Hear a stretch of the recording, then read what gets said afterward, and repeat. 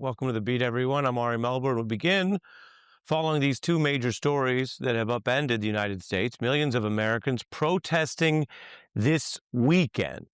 If you look at these shots that we have in places big and small, it was a true outpouring.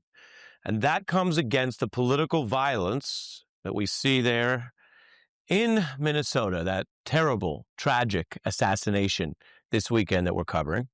So I'm going to give you both these stories right now because they are in some sense related, but also both having a huge impact on how we understand what's going on in the country.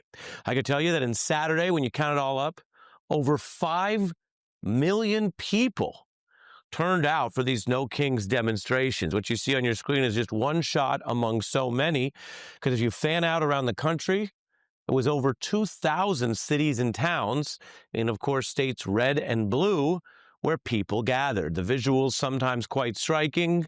The numbers, some of the broadest modern protests in the last several decades, and including the Trump era, a much broader uprising or outpouring than we saw at this point in the first term.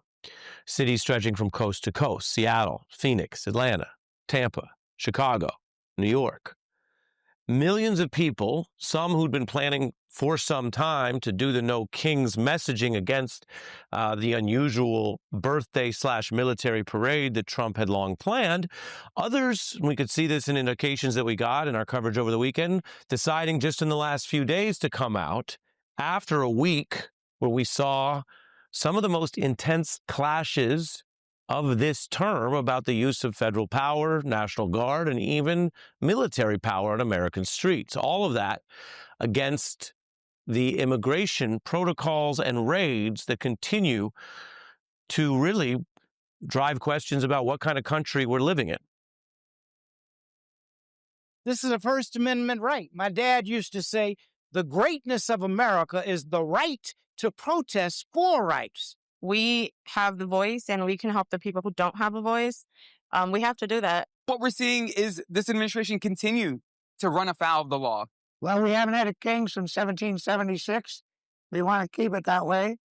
Demonstrate my right to protest against a regime that is taking away people's rights. I think community action like this is the first step in healing the country. And so it's good to see everyone out. If you think about what you're hearing there, it's a handful of voices reflecting millions of people who took time out of their day, their lives, the rare weekend time off that many people have if you work one or more jobs, to do this, to be heard and seen. Over in Los Angeles, where so much of this last week had involved the clashes and pushback on those ICE raids and the treatment of different individuals, thousands turned out. It's 1 week after the military and the National Guard were deployed there. San Francisco saw people gathering at Ocean Beach, forming this rather striking human banner that you see visualized and captured from above, No King. The protests are the largest turnout against Donald Trump since this second term began, and they reflect something real out there, which might be a contrast to the narratives we sometimes get on the television in D.C. and politics. There's a lot of talk about the Democrats being down and out and Donald Trump being somehow ascendant, and he did win the election. We've covered that. But when you talk about what's happening now, this year, months into this term, what we are seeing here is a mobilization that is huge. It doesn't automatically translate necessarily for elected Democrats, but it certainly translates against Donald Trump and speaks to the really varied and diverse national opposition to his agenda, and especially to concerns about him being a would-be autocrat or king.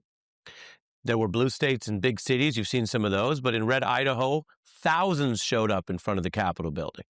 In Little Rock, Arkansas, 8,000 marching against Trump's policies, calls to impeach, calls to stand down and mass deportation, and just a lot of energy there. These protests coincided, as mentioned, with Trump's military parade. That's how the No Kings thing got going earlier. This was as well a celebration of the Army's 250th anniversary, and our reporters were in the field there over the weekend in Washington. They found people who viewed that as an apolitical or nonpartisan event, or veterans who just wanted to celebrate the military, which is great. Most people are totally fine with that. The concern, though, about that being used as a sort of show of force while Donald Trump deploys the actual National Guard and military, is one of the key fault lines that we're waking up to start the week right here. Now, the turnout for each of those events was different. The military parade saw onlookers actually thinning before Trump gave remarks. Bleacher seating for VIP guests remained half empty. Across the program, the protests and the military parade, all of this, of course, happens against what occurred this weekend. What I mentioned is the other top story that we're covering, the absolute horror in Minnesota, a man assassinating a state representative and her partner, injuring another. Democratic lawmaker Melissa Hortman and her husband killed in cold blood, as they say, in their own home Saturday. The suspect had posed as a police officer to take advantage of their trust, to try to gain access to what would be his victims. He came to their home after shooting and wounding a Democratic state senator and his wife. Authorities have now caught their suspect, 57-year-old Vance Bolter. There was a 2-day manhunt. He did appear in court today facing murder charges and separately could face a federal death penalty case. Now, he listed over 45 state and federal elected officials as his potential political targets. That's drawn from notebooks found in his car. Officials today condemning this political violence.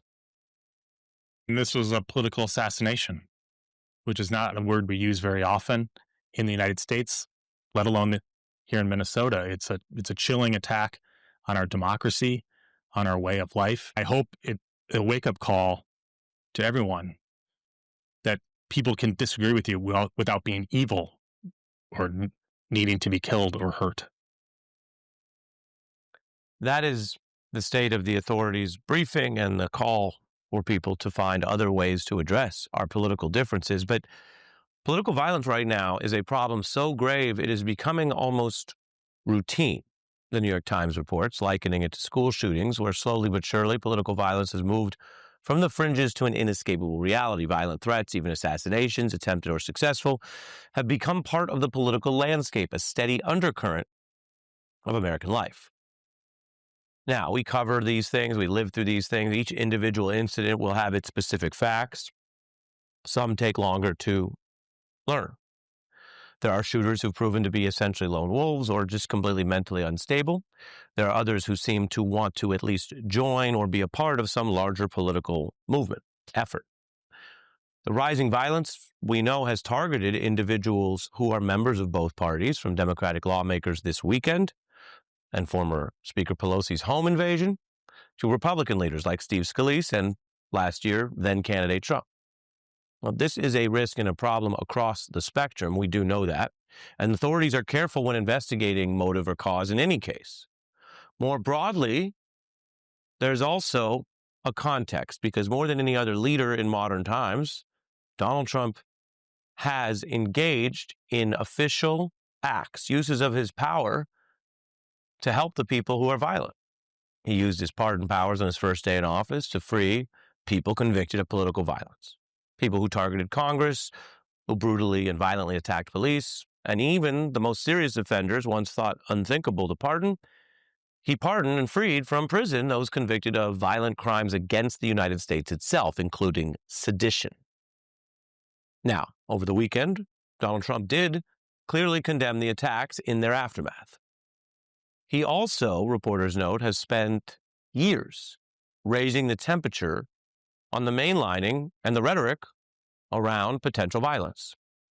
Reading from the New York Times today, more Americans view rival partisans as a threat to the country, even as inhuman. Trump has had a hand in that, they write, the Times reporters.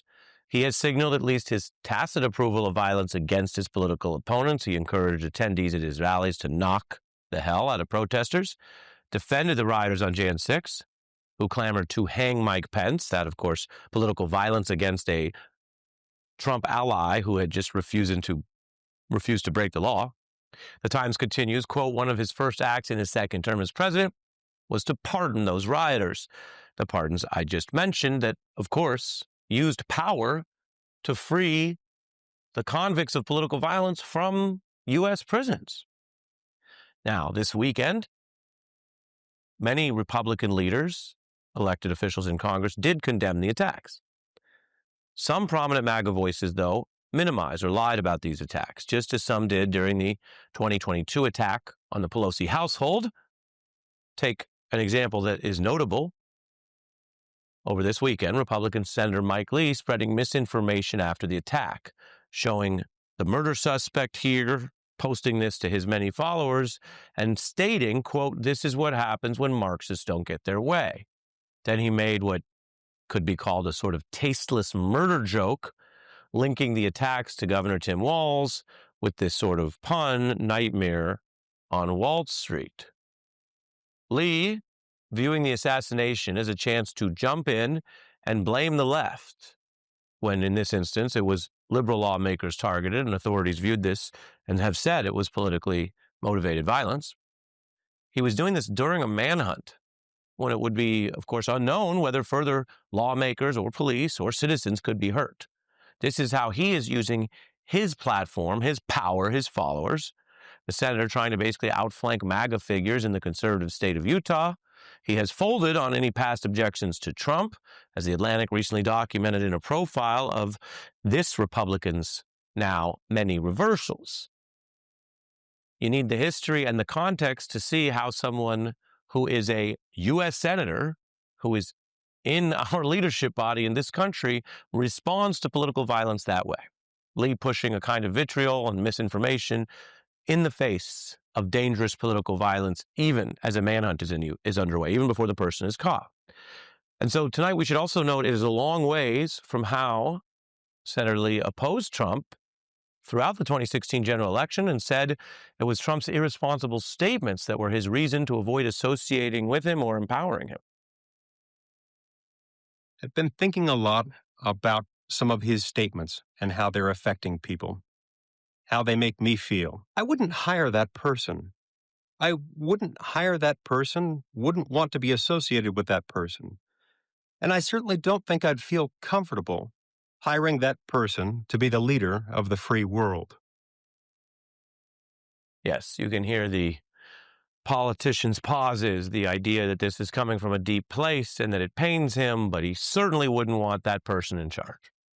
Lee claiming to oppose that association, that type of vitriol, those statements, the type of thing he responded to and referred to then. Now he's clearly trying to outdo the most fringe reactions online. He's drawn rebukes from his Minnesota colleague in the Senate, Amy Klobuchar, over the disgusting and depraved response from him.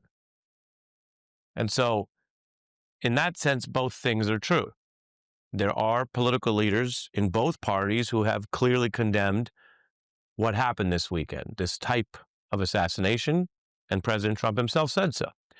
There are others, though, like Mike Lee, who can't even do that now, who wants to add fuel to a fire that is part of the reason that there is so much violence and there is risk and problems out there. And then you have the history.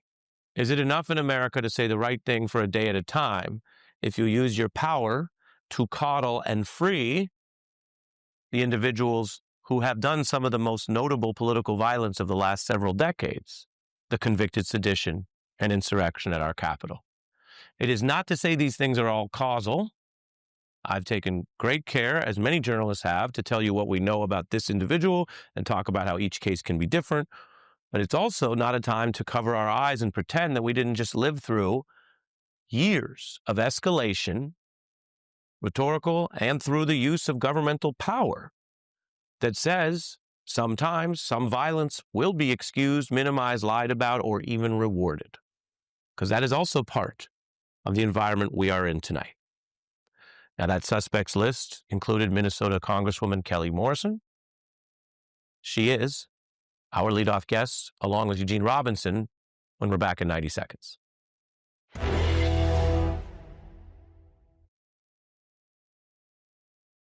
This cannot be the norm. It cannot be the way that we deal with our political differences. Now's the time for us to recommit to the core values of this country. That was Governor Walz there over the weekend. I want to listen now to Congresswoman Kelly Morrison, a Democrat from Minnesota, who was on the target list. She's actually worked with both Hortman and Hoffman in the Minnesota State Legislature. Pulitzer Prize-winning columnist, longtime MSNBC analyst Gene Robinson, also with us. Congresswoman, I just want to give you the floor. I have questions. We often do. But with everything that's gone on, start where you'd like to tonight.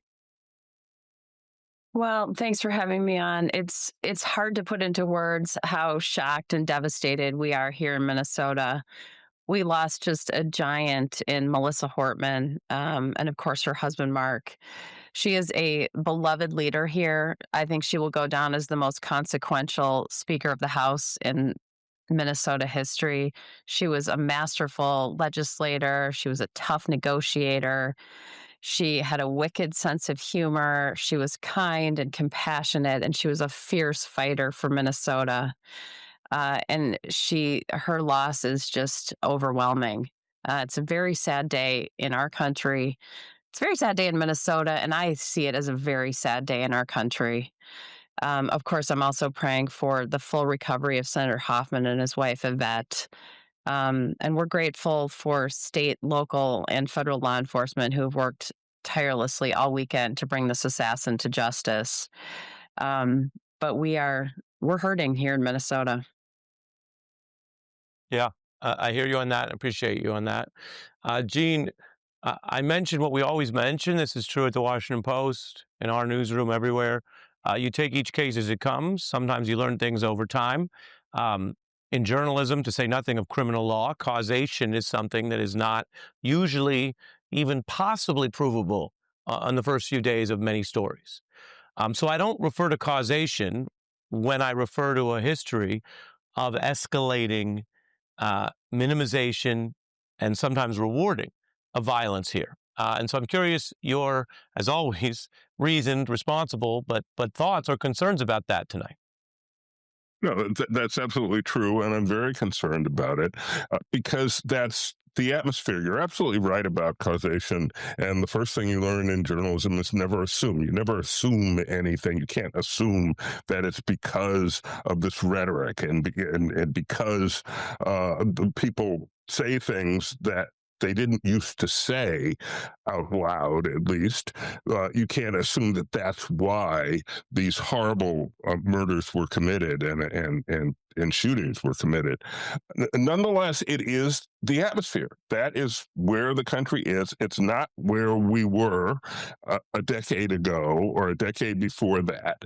Things have changed. And if you can point really to Donald Trump 10 years ago, it entered the political scene using language that we had not heard in our politics for many, many, many years. And that clearly has had an impact on the tone and tenor of our political discourse. And so we can't say it led directly to what happened this weekend, but that is where we are right now. It's very different from where we used to be. Congresswoman?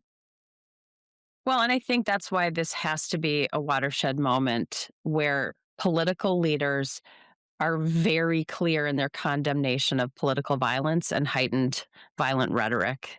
That has just got to be coming from both sides of the aisle. I want to hear it from the president. I want to hear it from the Speaker of the House, and I want to hear it from the majority leader, as of course, as well as the minority leaders.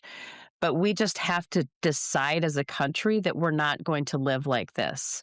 This was an attack on legislators, of course, but it was an attack on the American people because it will have a chilling effect on their ability to be represented. The other thing that I really worry about is the chilling effect on people being willing to run for political office. You know, I spent most of my career as an OBGYN. I came to politics late. I'm passionate about getting people to, get into the arena. And I think it's important that we have people from different backgrounds with different skill sets setting policy. And this will have a chilling effect on people's willingness to take that risk. And that's bad for our democracy. Right. No, I understand that. And it's such a bind because it is something that leaves the remainders as less than everyone participating, right? Which in a tacit way serves to reinforce that, right? And yet we've heard from many courageous people in many ways saying don't give in to any of this stuff. Gene, 5 million people did not give in over the weekend. They got out. They got on the ground. They got into these events.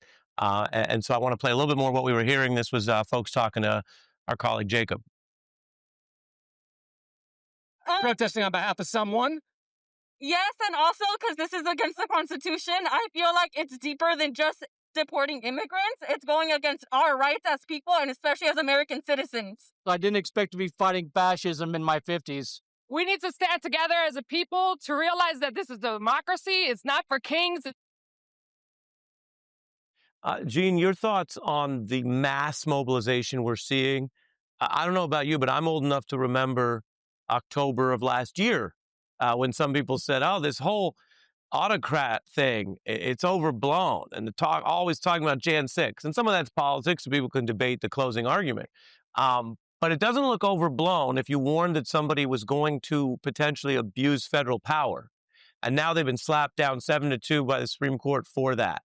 They've basically said that it's wartime powers when everyone knows we're not at war. Always a dangerous autocratic instinct. They're sending the National Guard in. Now we got the Marines out. Okay, then we had our military parade. And it seems that this is galvanizing a level of opposition that wasn't obvious or automatic. But your views tonight. Well, 5 million people. That is an amazing turnout for the demonstrations over the weekend. And what I hope is that it puts an end once and for all to the overwhelming mandate narrative, the idea that Stephen Miller in the White House and others keep putting out there, which is that the American people last November gave Donald Trump an overwhelming mandate to essentially do whatever he wants to do, to, as he promised, be a dictator on day one and act in an autocratic way. And that is not true, and that was never true. And we forget that 77 million people voted for Donald Trump, and Americans put Republicans in charge of both the House and the Senate. So, yes, that was a definite victory. But 75 million people voted for Kamala Harris. 75 million people voted against that. That's a difference of 2 million people. That's half the country. And so there was never this sort of national consensus that we wanted to abandon 250 years of the balance, separation of powers and restrained presidential governance and replace it with autocratic rule, with rule by fiat and rule by whim, which is what is claimed by the president and his supporters, and it is not true. Yeah, understood. Gene Robinson, Congressman Morrison, my thanks to both of you. We're going to fit in a break. When we come back, Trump is ordering ICE to go after some of the biggest cities run by Democrats and the Marines in the streets. We want to show you something we've prepared here that really is the history lesson that America might need right now, that the White House certainly needs, why Democrats, Republicans, and every expert in between has always said, no troops on American streets doing police work. That is an abuse of power. Next.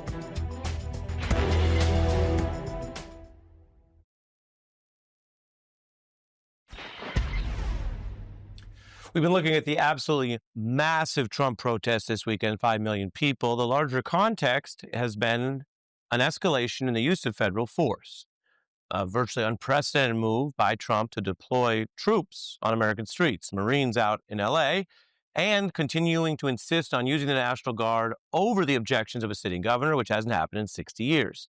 The LA Times has new video that shows what seems to be a raid occurring in the Compton neighborhood. Personnel in the video dressed in basically militarized gear, stationed in what looks like a green armored military vehicle. Witnesses recounted body armor and that they were holding guns that would also use non-lethal rounds. Witnesses detailed how a family was detained, including children. And as has been one of the controversial practices here in a militarized America, even though there's video and observers, it's not clear even what agency or authority they were acting under. All of this speaks to a massive escalation in the use of force. And while the president won an election where he did plan a more aggressive immigration and deportation policy, we are getting out past the limit of policy and over to the question of legality.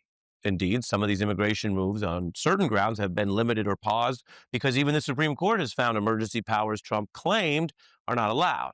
On the day-to-day use of the military, though, we have not seen the courts yet really intervene. And 700 Marines in LA is the beginning, not the end. It seems to be a deliberate effort by this president to normalize or test that which has never been not only normal, but considered acceptable, constitutional, legal, or ethical. And so tonight we want to show you what we mean by that. That is not just sort of a general observation or a summary of the last couple decades. For as long as there has been American military civil limits, and in the modern era going back over a century to some key federal laws, it has been absolutely clear the military does not do civil policing in American streets, and that's why I want to show you something that is bipartisan and runs across the gamut, which also underscores just how extreme this period is right now with Marines on the streets and Donald Trump claiming he can do it. So take a look at what history shows. The president cannot put troops in for law enforcement in the United States. The option to use active duty forces in a law enforcement role should only be used as a matter of last resort. Active duty troops are trained for warfighting and not policing. We are not in one of those situations now. Use of U.S. military people inside the United States. We don't sign up for the internal thing. We sign up to protect the away game, if you will. There are other people very capable of taking care of the home game, law enforcement, people like that. You don't do it with the Army because it's illegal. We are not allowed to help enforce the law. We don't do that. We've had a distrust of putting the Army into our streets because the police have a difficult job, but the police understand the Fourth Amendment. They have to go to judges. They have to get warrants. It has to be specific. Combat Marines are trained and exercise in just that, engaging in ground combat. They're not trained and they do not exercise in crowd control. It was not necessary to employ active duty troops in response to the civil unrest occurring in our nation. The president cannot put troops in for law enforcement in the United States without either declaring the situation an insurrection or being asked to do so by the governor of a particular state. That is the clear line. We're joined by veteran Paul Rieckhoff, CEO of Independent Veterans of America. What do you see there in those clear limitations from leaders and military experts across the spectrum? A bipartisan consensus that has gone back pretty much generations. I mean, what Trump here has done is breaking all the norms. He's violated a compact that the military has with the American people. I believe it's illegal. It looks like the courts will rule it's illegal. And he's shattered a really important protective glass around our military. You don't break that glass unless it's absolutely necessary. I was a National Guardsman deployed here in America after 9/11 because we had been attacked just a few blocks from here. That's the kind of situation that normally warrants the deployment of our National Guard and our federal troops. And you see a definitely bipartisan consensus, but it even goes into, I think, more specifics around what we're seeing in Los Angeles. If you are going to do it, who is in charge? How do they coordinate? How do you differentiate? And not only has it been there a breaking of the barriers, and I think an overreach and an abuse of his power, they're also failing to do basic transparency and communication with the American people. For example, just standing up and saying, I am the combatant commander, I am the head of this operation, whoever that person is, designated by the president and the Secretary of Defense, and to daily brief the American public on who is that unit that you just showed? What was their mission? Where do they come from? How do we hold them accountable? That's also an important American standard that we're used to seeing. If you think back to the Iraq War, the Gulf War, everything in between, there's normally a conversation with the American people, and that's not even happening either, which I think is especially troublesome. When you look over all those leaders saying that, there have to be people around Trump who are warning against this. We hear so much about how the second-term team is different than the first, but we still have 4-star generals around. Would you expect that they're giving him that same counsel that we heard there in the montage?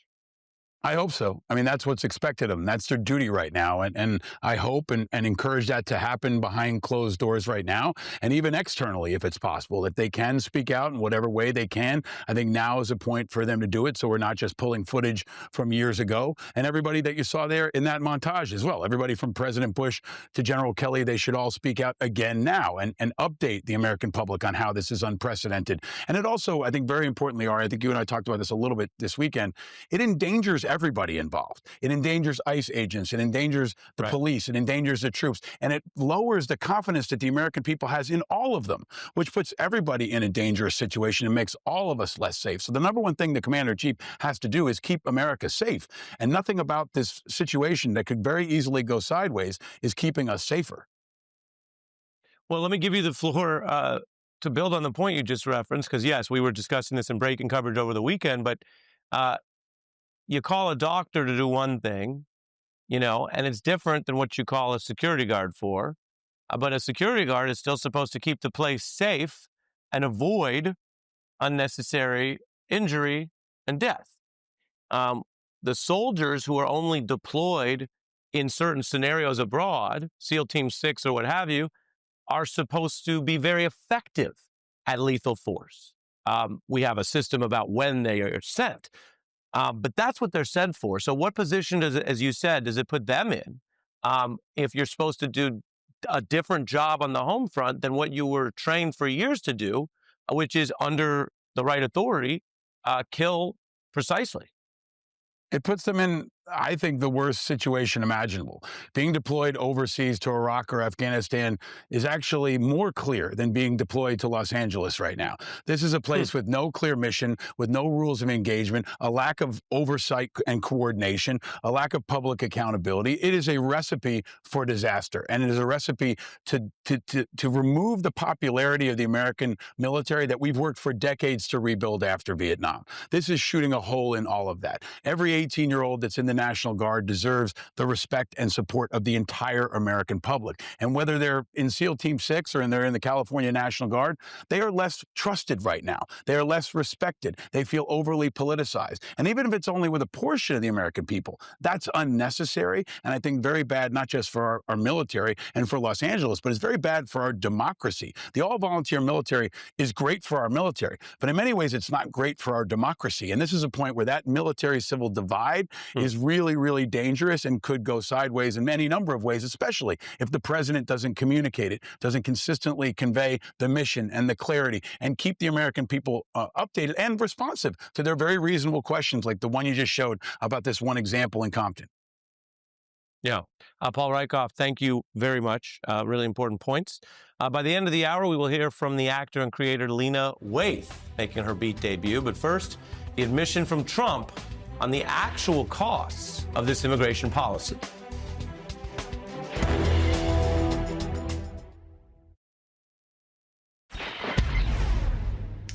America has a long history of protest, of free speech, and of the people speaking back to their government.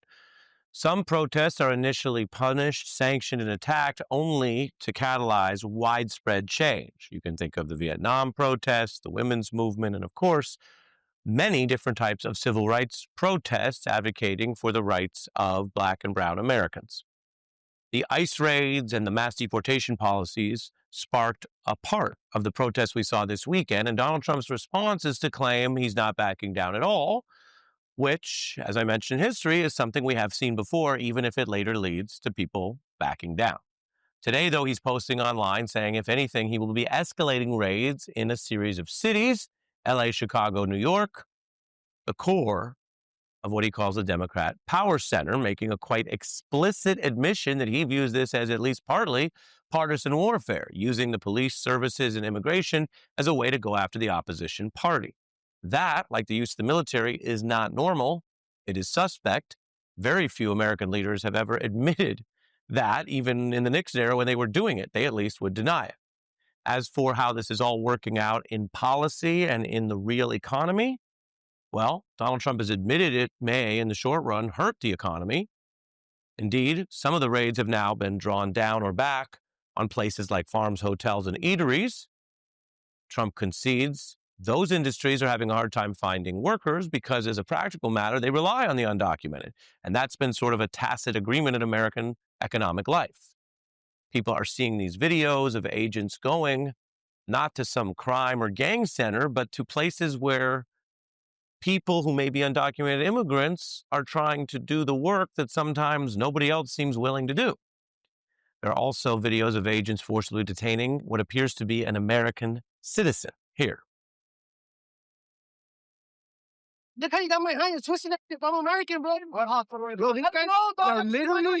literally based off of skin color.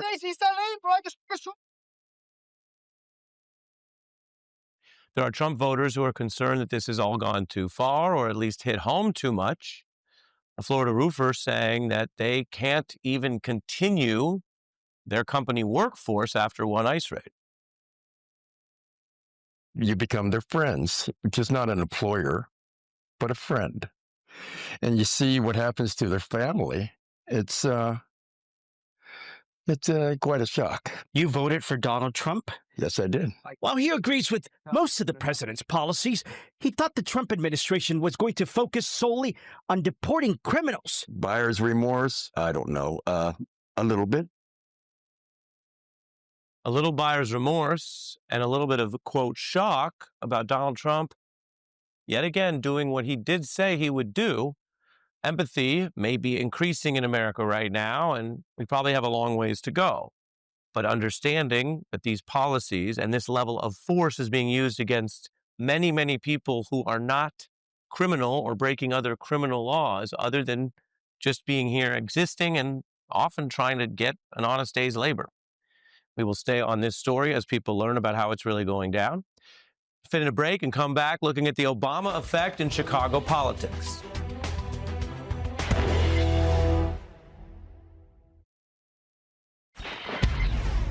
Welcome to Mavericks with Ari Melber, and I'm excited about this one. We're joined by the Emmy-winning writer, producer, critically acclaimed actor, Lena Waithe. She's the creator of the hit series The Chi on Showtime, a coming-of-age epic about the South Side of Chicago. It's in its 7th season, renewed for an 8th. That is a very serious run for anyone who knows about any of this.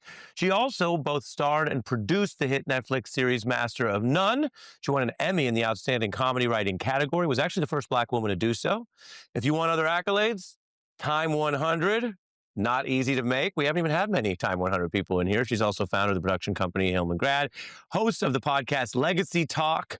Lena, thanks for being here. Thanks for having me, man. I've wanted to do this for a minute, and now we're doing it, so I'm really happy. Yes, long time coming. Yeah, it's fun to make things. It's fun to have the positive feedback you've had. Now you're in almost the legacy or endurance mode. So what does it mean for The Chi to get to this level and really be a long-running series? I mean, I think for me, it's sort of been a journey that I didn't expect I would maybe be on for this long. I think I thought maybe after 5 seasons, we could hang it up. But when you have an audience that still shows up and is still excited, I think it's important to keep, to stay on that journey with them. And it pushes me to keep going and to keep topping myself and to keep telling these stories because I think they're needed. And I think it tells me that people need something like this and it doesn't really exist really anywhere else. Yeah. And there's so many places we could enter the story, right? For sure. Family, children, of course, all the particulars of this city. Yeah.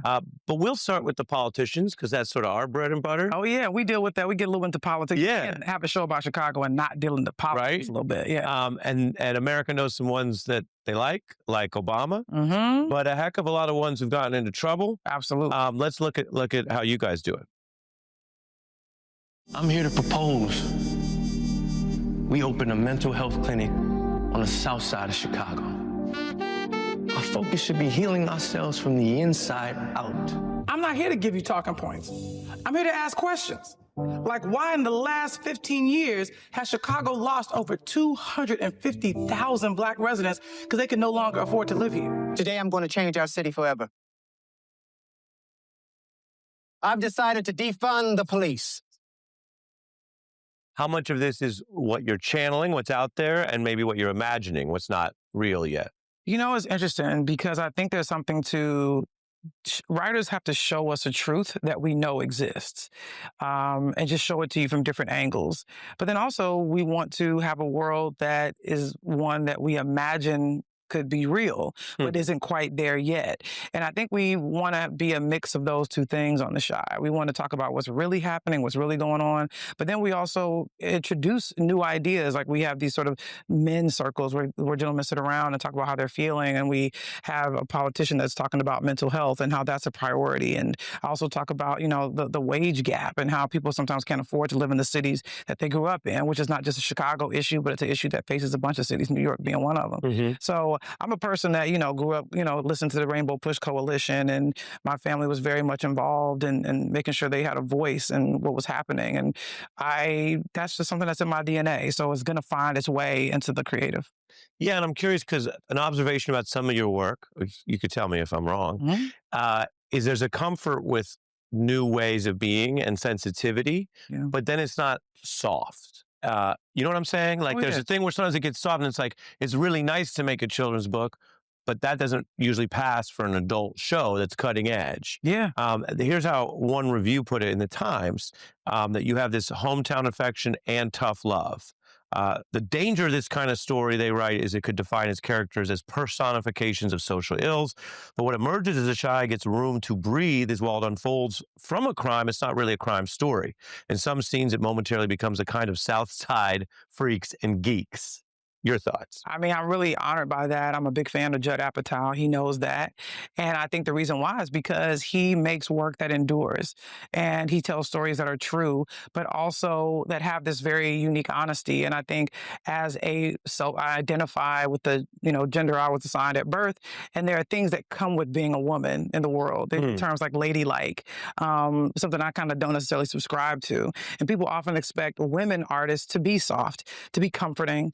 And I tend to confront, and I tend to be brutally honest, but I'm also a person who loves humor. I mean, I did a documentary about Mary Tyler Moore because I love how comedy sometimes can also reveal the truth. And the best way to get people to realize how much we have in common is getting them to laugh at the same joke. So I think the fact that I'm a bit of a humorist, a bit of a realist, and as Baldwin says, I'm an optimist because I'm alive. So I kind of have all three of those things in the work. Thank you, Lena. My guy. Good to see you. Great to have you. Thanks, man.